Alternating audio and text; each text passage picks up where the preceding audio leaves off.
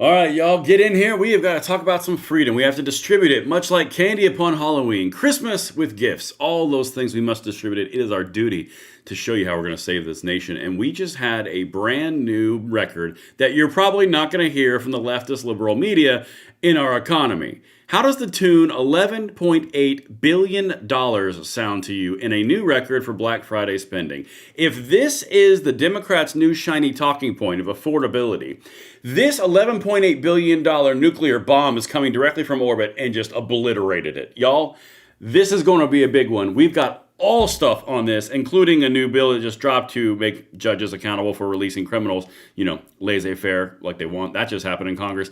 And then we've got some other little goodies at the end here, and you guys are going to love every second of it. So as you get in here, make sure you hit that like button, subscribe to the channel, turn the notification bell on. Of course, every bit of the chatting, the emojis, the comments, every bit of engagement, every time you poke a little something on your screen, you make the notification and the algorithm tickle with joy, and it sends it to everybody, which further helps save the nation. All right, listen, people, enough of that intro. While I enjoy every bit of it, you've got enough attendance here. We're going to get right going. So the first thing that we always do, per our usual operation, is we drop into a little nougat, something that's simple, something that whets the appetite for the coming tabs. Watch this. Okay, I'll tell you what. Let me hear you in the comments, the chats, and the emojis on this one, because if this doesn't make you go, hell yes, I don't know what does. Republicans just filed the Judicial Accountability Act to start imprisoning judges who keep releasing violent repeat offenders. Where do I sign? Because here's the bottom line. These judges, who are activist judges who decide to redistribute equality and equity from the bench and let people get out 40, 50, 60, 70 times, and there's no accountability to them because they live in their really amazing gated communities and they have all of these amazing stabilities that a lot of other people don't have, which is also the same type of people who allow these laws and these hold on, let me say this right. The laws and the politicians who are violating the Constitution to take away gun rights from people too, and all sorts of manner of things. No consequences for them and their decisions unless this were to pass. All right, let's get into this a little bit. I want to show you this quick. The bill is simple and brutal. Any judge who releases a defendant on personal recognizance or low bail and that defendant commits another felony, within 12 months faces automatic federal charges up to 10 years in prison and permanent disbarment. Well, that should rectify the situation, shouldn't it? If you're going to be a judge and you're going to let all these people out into the society to make yourself feel really good about your suicidal empathy, maybe you should have some consequences for your actions, similar to the consequences that you're not giving to the criminals. I don't know. I mean, how many murders have we seen recently that were all from a criminal who had been arrested 50, 60, 70 times? I mean, listen, at a certain point, common sense does kind of need to take over.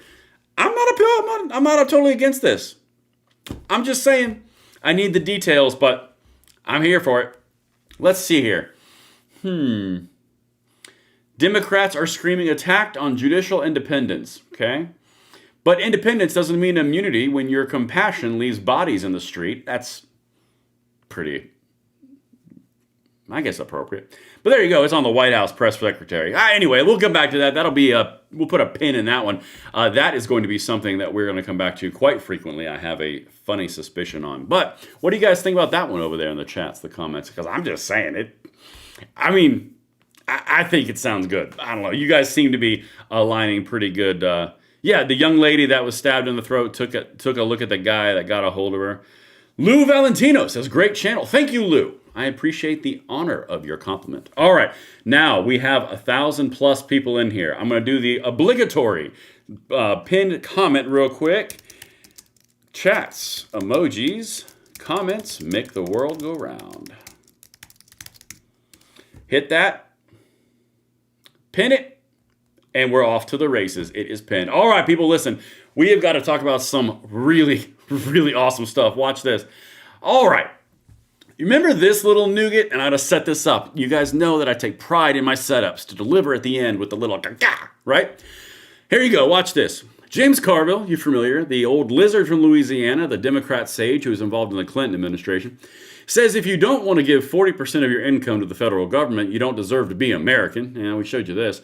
Yeah, I don't really care about that part. I don't care about that part. I want to show you something else, though. Listen to what he says here, because this sets up everything. The shift in the narrative towards affordability and economic populism that they're going to try to do is 100% coming from this right here.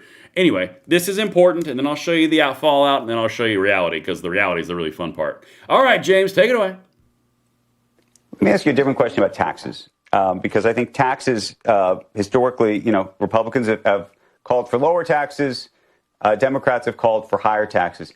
Philosophically, and given the inequality and wealth disparity in the country, what do you think is an approach that actually makes sense and makes sense to those being taxed as well, even those at the highest rates? Let's try 39.5, which we had during the 90s, which is the most prosperous decade we've had since World War II. Why don't we try that? And there's not an iota of evidence that says that cutting taxes on wealthy people creates anything other than more wealth for wealthy people. So, and also, if you look at under Democratic presidents, economic growth, stock market. Okay, so you can see where this is going, and I'm not going to play the entire thing for you again because genuinely, two reasons. One, we already watched it. I don't need to torture you guys again. And then two, someone said it really nicely. Do they just keep on digging this guy up out of the crypt and just putting him on the porch? That's pretty accurate. But here's the bottom line. There's not a shred or iota of evidence to support that cutting taxes or not increasing taxes does anything for creating jobs. Okay, I can give you a personal example. If I have less taxes, I can hire more people, which will then get a better work product, which will then get more in the way of views or average viewer duration. All these things. That's a direct benefit. I would do it. But again, it's not about that. It's about equity and fairness and socialism. But anyway, let's keep on going because this is where it's coming from. All right.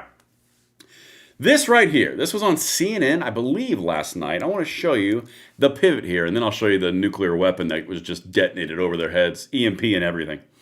All right, watch. See, as you can see right here in the Chiron, Carville. Dems need to pivot from woke politics to economic rage. Well, they definitely need to leave woke politics. I kind of want them to stay there because they always lose. But yeah, to economic rage. I can see that. But listen to this guy, not James Carville. Listen to what this guy says who's parroting these. Watch this. There's a reason why Republicans are flailing in the affordability issue, because the Democrats have the story and have the high ground here. We want to talk about raising minimum wage. Republicans are always trying to vote it down. We talked about capping prescription drugs. Republicans tried to vote that down. Healthcare and paid leave, trip cancellation fees, all of these things that Democrats have pushed forward, Republicans have either undone or voted against. This is the story that Democrats need to be telling. The kitchen table issues that are hurting people. By the way, inflation is up all across the country. It's not just in red states. It's amazing how when we talk about something... No, come here. We're going to go big screen. I know you guys... Sorry, I've got a face for radio. But listen... When we talk about something on this channel, a week to 2 weeks ago, about how affordability is going to be the main focal point in the emotional twisting that the Democrats are going to do to try to climb out of the proverbial woke hole that they created for themselves, and then 2 weeks later, they're freaking doing it on CNN over and over and over again. They're on the Squawk Box on NBC News over and over and over again. I mean, y'all, good Lord, can I get some love in the comments that you guys have heard me say this stuff? But they're doing it mainline and mainstream. But here's the big problem. And this is where the very interesting clash with reality and hyperbole comes in. I know it's hyperbole. I just like to say hyperbole. This guy is going down the road of very important things. Capping prescription drugs. Okay, so price controls. That's command control economy. That means price controls. That means the government dictates what prices are. That's not a free market at all. Free market does deliver the best possible prices for the best possible goods without government interference. 100% that has been proven. So you can look at the USSR. Oh wait, you can't because it doesn't exist anymore. All right, then you've got the other little thing that he touched on about minimum wage increases. Minimum wage increases are government controls on businesses. So businesses are now passing the cost along to the actual end user consumer, which means everything will get more expensive, which means people will lose jobs. You can see Gavin Newsom's little experiment losing 20,000 people in retail since he passes minimum wage of $20 an hour. Again, not a shred of iota of evidence. Boom, boom, boom. Okay, let's keep on going though. Why not throw everything else in there? What about paid family leave? What about trip vacation insurance? What about baby leave and making sure baby child care. Yeah, because government taking care of everything works out so well in every other aspect. Why not give our kids to them? I mean, good God. Then you've got a legislative authority, then you got a regulative authority, then you got to make all these little bureaucracies. Oh, good, we got a bureaucracy for everything. No thanks, I'm good. But at the bottom line, they never tell you what has to happen for that to occur. You have to tax the crap out of the tax base. And it's not just the 1% up there at the top, because that is a lie from the pit of hell. It is everyone right in the middle. And it's the biggest joke because the middle is the biggest tax base. The top 1% is the 1% for a reason. The middle base is the one that they try to go after through the ever decreasing numerals that are rich.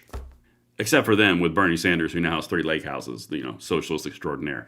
It never ends, people. But listen, we got some super chats to get to really quickly. And then we will continue on this little charade of affordability, because God knows that's not what they're thinking. Uh-oh, hold on a second. David Savage, for a $10 super chat, said, Braden speaks the sweet truth. Well, thank you, David. I try to make it sweet. Sometimes it's bitter. I always like to go with a Sour Patch Kid analogy. If I have to go sour, I like to follow up with a little bit of that sweetness. Al Young, $5 super chat. Thank you, Al. Appreciate all of you guys. We've got EHEF4868 with a $10 super chat. Raising the minimum wage isn't a solution because it won't add actual value to the dollar. Why is that such a hard concept for people to understand? EHEF, that is an excellent question. I'm going to answer it for you right here. Because it gets them elected. This is the whole point. When you look at class warfare like this, when you look at the rich versus poor, when you look at the socialism, the millionaires and the billionaires, the bourgeoisie and the proletariat, it always boils down to equity, fairness, and I feel bad because I'm not that person. That's what it always boils down to. It's the most basic of human emotions. Envy, greed, anger, jealousy. Great. Let's drive something off of that. But the bottom line is, the most pure system for raising people out of squalor is capitalism. It may not be perfect. The government might get its grubby little hands in there and gets in, interrupts it and screws with it, makes it all bad, and then blames capitalism for it. But at the end of the day, the only system that raises more people out of squalor is capitalism. It's really simple. That's also why we are a meritocracy. That's exactly what we're about. I work hard, so therefore I grind, therefore I get reward. That's why you have so many people pissed, because there's no rewards going around right now. That's the whole point. But great comment, great chat, EHAF. I'm loving the engagement, guys. Thank you very much. Robert Gosnell with a $5 super chat does just a $5 super chat. Thank you very much, Robert. All right, you guys are awesome. We got some hearts, we got some emojis, we got the chats, comments going off the rails because we haven't even gotten to the good part yet. All right, so I have shown you now the way forward, what they're doing, how they are laying out the groundwork, and now it is being tested in the most recent hypothesis, the most recent, I'm going to say it, Petri dish in the progressive left. This chick in Tennessee, and I said it, this woman in Tennessee, she is the far left progressive trying to flip a seat in a deep blue plus 22 Trump red district. Honest to God, if she makes it close, that's just as bad as losing, because that means there's a problem with messaging and motivation. We'll talk about that as it comes out. The election's on December 2nd. But they're going after the affordability thing. Like I told you, this is exactly what they're doing over and over and over and over and over again. All right? Look, this is from CNN. I'm going to jump right over to this article just to lay the groundwork fully. How far can Democrats ride the affordability argument? A progressive running in deep red Tennessee is about to find out. Some say FAFO, but let's just stick with finding out. All right, here we go. Listen to what they are saying. Even CNN, the Clinton News Network. Afton Bain, the Democrat nominee for next week's special election in a heavily Republican Tennessee congressional district, has made affordability concerns a centerpiece of her campaign messaging, mirroring the playbook of the party's victorious candidates for governor in Virginia and New Jersey earlier this month. Tuesday's contest is poised to test just how far Democrats can ride the argument in a district that President Donald Trump carried by 22 points this last November. They're using it as a test case. It is a petri dish. If this race goes to minus 22 for her and plus 22 for the Trump candidate, you're never going to hear the word affordability again because they're looking at this as the big test. You don't believe me? Funny you say that. Let's continue. Republicans are hoping the district's partisan lean, combined with Boehner's progressive profile and recently resurfaced remarks on policing and other issues, will tilt the race in their favor. By the way, it shouldn't need tilting. It should be a lock. But again, we'll talk about that on December 2nd. Democrats, meanwhile, are banking that voters' frustration over the GOP agenda in Washington could help them significantly overperform in a race that otherwise wouldn't be competitive. And this right here, this is it. I'm going to leave it yellow. I was going to go red, but you know what? Yellow works. The special election has attracted millions of dollars in spending from outside groups and visits from national figures such as former Vice President Kamala Harris, with both parties eyeing it as a last major gauge of the country's political environment before the calendar turns to 2026. This is a giant test tube. That's what you're looking at. Tennessee, in this district, you are going to be poked and prodded over the next 2 days or 3 days. Let's see, it's November 29th. 3 days until you figure out what you're going to do here. And it's going to be a whole lot of massaging and a whole lot of money. And by the way, you guys remember that $15 million that the Democrats took out to just keep themselves afloat in the month of October? They're doing it again. Okay, let's keep on going. That's where the money's going. Oh, goodness gracious. I think I had something else down here. Here we go. This is it. Right here. Even as Democrats outperform their 2024 margins in special elections this year, both parties see Van Epps as the favorite heading into Tuesday. That's the Republican. With strong conservative turnout, we will have a win next Tuesday, and I'll hit the ground running, lowering the cost of living for hardworking Tennesseans. And that's the whole point. Boehner, right here, this is the progressive, has made healthcare and grocery affordability a central part of her message, which she argues has been a common theme of her activism and political work, which, by the way, she was connected to Indivisible, which is a far-left communist group. We're going to leave that alone, but that's a communist socialist group that ran all the No Kings rallies. Again, same thing, more videos coming on that. It's truly remarkable. But this is the entire thing. All about affordability, all about Democrats, all about Republicans, all about money, testing, and all that. Meanwhile, here comes the nuke, by the way. U.S. shoppers spent a record $11.8 billion online on Black Friday, despite liberal demands for a nationwide blackout. Okay, that part's just funny. I don't really care about that part. It is funny, but the front end of that's the important piece. Come here real quick. $11.8 billion record on Black Friday from people going online in the United States of America. Does that seem to blow a little tiny hole in the new narrative that the Democrats are pushing forward, which I just laid out for you, like Hansel and Gretel through the woods to the witch's house? Because, good God, $11.8 record billion dollars? I mean, that doesn't help the argument. Let's keep on going because I want to show you how and why, because I always bring all of it, the complete picture for you guys. And if you're enjoying it, please hit that like button, subscribe to the channel, turn the notification bell on. Let's get back over here, make myself minimize yet again. Frank Luntz, he has said something that demands attention. I do like Frank Luntz. He's got a little lefty lean to him, but I do like him. He's a good observer of humans. American shoppers spent a record $11.8 billion online on Black Friday, up 9.1% from last year. Come here, real quick. Come here. 9.1%. If you live in a real world, when you get a raise every year, if you're lucky enough to get a raise, you get a 2% raise. If you did a really great job, you get a 3% raise. If you were outstanding and across the map out this world, you get a 4% raise. The United States economy just put up a number of plus 9.1% on Black Friday in a time when the Democrats are framing themselves under nothing's affordable. Man, this is going to go great. Okay, let's keep on going. Good God. Because again, how they did it is why this is so important. And I'm going to take a quick break really quickly. If you guys want to jump in and you want to support the channel and you want to support our work and do all the things that we do and you want to take advantage of what I'm about to show you, secondpress.co in the description box below. You can join us, you can support us, and you have access to some stuff that I can't tell you about just yet, but it's about to change your lives. Honest to God, your lives are about to be changed. The members of this program, the stuff that I have got coming is going to change your life. I'm not overselling that. Let's get back to it. There's a link in the description. Okay. Right over here, back to Frank. Right here.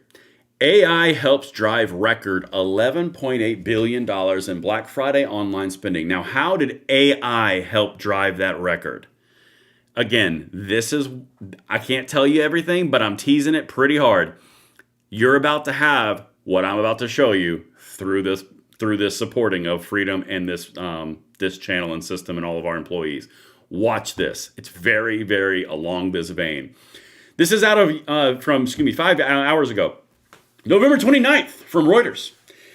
AI-powered shopping tools helped drive a surge in U.S. online spending on Black Friday as shoppers bypassed crowded stores and turned to chatbots to compare prices and secure discounts amid concerns about tariff-driven price hikes.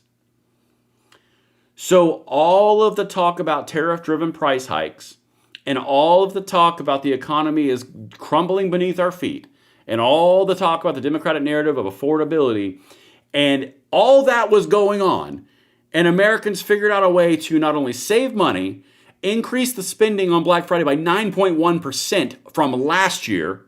Sorry, Biden. And then they also created a record of $11.8 billion in online spend. Y'all, the American people just became more efficient and more effective at creating an advantage for themselves than has ever happened in history. If you guys know, and you've been with me for a couple months now, you know that the stuff that we're doing on this program is heavily reliant on the future and the AI tools and the AI agents and all the things that we're building. I'm telling you, this is a proof positive of what we're about to drop, and it's going to change everything. It's incredibly exciting, but more on that to come later. The holiday shopping season arrives amid tighter budgets, unemployment nearing a 4-year high, U.S. consumer confidence sagging to a 7-month low, and price tags that have shoppers watching every dollar as they spend more and more and more. It's crazy. Consumers are using new tools to get what they need to faster. Gift giving can be stressful, and large language models make the discovery process feel quicker and more guided. So just so you know, if you're not familiar, large language models are what AI is. That's what AI is. Okay, they're driven off of something called large language models, or LLMs. Okay, large language models are what drive the entire machine. So anytime that you've done anything, whether you chat GPT it or you use Claude or you use Grok, whatever it is, it's coming off of a large language model, which is that's the design. Okay, they're figuring out what they can do and how they can do it better. That's what's happening. They're applying the tools, and you don't have to do anything crazy and creepy about it. You just ask it to figure out the tools, and it works with you on it. It's nuts. Globally, AI and agents influenced $14.2 billion in online sales on Black Friday, of which $3 billion came from the U.S. alone, according to software firms Salesforce. So this is a global thing that generated $14.2 billion in online sales. Finger rapping on the desk for emphasis. Okay, let's keep on going. This is truly nuts. Discount rates also remained flat when compared to 2024, with AI shoppers discovering the best deals, and an increase in price tags made deeper discounts difficult for retailers. Guys, the American people just used technology and they outsmarted every single retail operation. Discount rates remained the same while spending went up by 9.1%. That does not normally happen. Normally, people discount everything and sales continues and goes up because they discounted everything. The discount rate stayed flat. Retailers can't discount anything anymore, but they still bought more. How is that possible? They got better at it. Amazing. Can't wait for the narrative on that one. Let's keep on going, though. Thank you guys so much for the hearts, the emojis, the chats. We are grinding. Oh, I love it. All right. Derek, this is a random X account, but it was a good statement. If consumption is this strong, then someone's going to need to explain the downside of tariffs to me. A little snarky, a little sarcastic, kind of funny. All right, now, I've shown you the $11.8 billion nuclear bomb that dropped straight on the narrative. Now I'm going to show you some outrage bait, because that's exactly what this is. This is something that happened. The leftist rioters have trapped ICE agents in a Manhattan parking garage for over an hour, and they have no way to get out because insurrectionist leftists are blocking them, aggressively clear them out, no mercy. Guys, Here's why I'm covering these things. So this is why we're going to wrap it this way. I got 3 or 4 tabs left for you. I think I'm just going to, just bear with me. On one end, you have the border secured. No one's coming over it anymore. On the other end, you have people being removed who are not supposed to be here, who ran over the border already.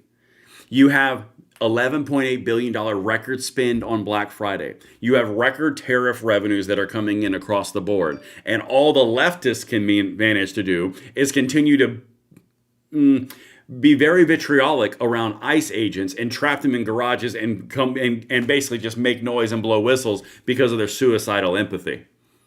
Yo, keep on grinding. I mean, honest to God, this you are looking at all the underlying things that you need and you care about, and they're only screaming about things that are emotional responses. Let's keep on going. This part is interesting. Remember how I covered yesterday that Trump came out against the autopen Biden thing? This is truly intriguing, and I thank you guys so much for tuning in. Like, subscribe, hit that comment, drop some emojis, chats, engage. Let's get it and share it out. Mark Mitchell from Rasmussen Reports. This is the main pollster for Rasmussen. The poll they just dropped is most want Biden aides prosecuted for autopen use, especially young people. It's almost 3-1. Almost 3-1. So if you're talking about young people, which is the most coveted voting demographic block, and their voting and their polling and their responses are if you circumvented the presidency because you were an aide and you had an auto pen, I want you arrested to the tune of 3-1. Y'all, what have we said on this channel for the last month? Accountability and affordability. One team wants accountability and affordability. One team wants affordability because it's a vehicle to get power again. You're looking at it happening in real time. Here's another example. Just in, President Trump is posting proof that it's time for a period of restricted immigration into the United States, mostly because of a bomb threat and a direct murder assassination of National Guard members. Nearly 16% of people in the country are foreigners. This is worse than we took in lots of immigrants in the early 1900s, which was a tremendous influx of immigrants. And here's the graph. This is millions of people. So starting in the 1970s, we started immigrating to the point where it's this high. And this graph is exactly what you're seeing that Trump just posted. Starting in 1990, 19.8. 2000, 31. 2010, 40. 2020, 45. 2025, 53. That's in the millions. So now the ratio to the population is greater than it was in 1860 all the way to 1910. 50 years, and then the next 50 years goes even higher than that. This is the reason that it resonates. Because there's only so many resources to go around. Remember that meritocracy capitalism thing? Hard reality, hard truth. There's only so many resources. Sorry. You can join, you can assimilate, you can contribute, or you cannot. It's not that hard. But unless you got one of those like emotional bleeding hearts, then everything is unfair and everything needs to be equitable. And even if everyone dies and everyone sucks, at least we all suck together. I mean, like, good God. Anyway, I think I got some super chats really quickly. I can't wait to read that one. I gotta get these super chats because I owe them to you guys. You donate your time, your typing, your donations, everything. And thank you all so much. Man, I got a few I missed. What am I doing with my life? All right, here we go. I'm gonna catch up. Go big screen so you guys can see me read. Betty Black with a $9.99 says, if you raise 100,000 people up from poor, then dump 20 million poor people in, you are always going to get more poor people. That's quick math. You deserve a heart. Engagement for you guys because you keep the emojis going. All right, let's keep on going. I see planes, I see hearts. Black Cadillac, 1973. $2 super chat. I went to Amazon. Sorry, they did have a deal. Good on you. That's fine. Black Cadillac again with a $5 super chat. I find deals and have to. If I didn't, I couldn't afford life. But absolutely. That's the whole point. That was the point of me saying that whole segment. People in the United States during a time that is hard to recover out of the COVID shenanigan, They are adopting new tools to the point where they're spending more, but they are, in mass are spending more. The individuals are spending less. They're getting the specific deals that they want. They're utilizing new technology and adoption. And overall, everyone's winning. And with a little cherry on top bonus of the new Democrat narrative being nuked from orbit. I mean, that's like a win 8 ways. All right, let's keep on going. Yep, this one. Super chat from Gigi has got your back, $5. I am convinced Plato has a higher IQ than these Democrats. Spicy and factual. Gigi always delivering on facts. Listen, man, well, how did Bondi get in my chat? I'm not even talking about her. Oh, well, that's okay. That's okay. Listen, guys, I want to thank the hell out of you for spending your time tonight. We've been on this chat for 30 minutes together. It's been a blast. Time has flown by. I don't even remember where it's all gone, but that is what Rush Limbaugh used to say. The fastest time in media is spending it with you guys. I'm sure some of you were there as well. Oh, man. Great times, great times. Guys, make sure you check out secondpress.co. You can support the channel. You can become a member of something incredible. You can save the country, and you can take advantage of some things that we're about to be dropping, which I swear to you, on this microphone right here, it will change your life. It's going to be incredible. All right, I got another super chat. Someone snuck in under the buzzer. Robert Gosnell for a $5 super chat says, Democrats are just dogs chasing their tails. And that is an incredible way to wrap this live stream. Listen, I love each and every one of you guys, just the right amount that makes you feel comfortable. I'll see you on the next one. I'm Braden.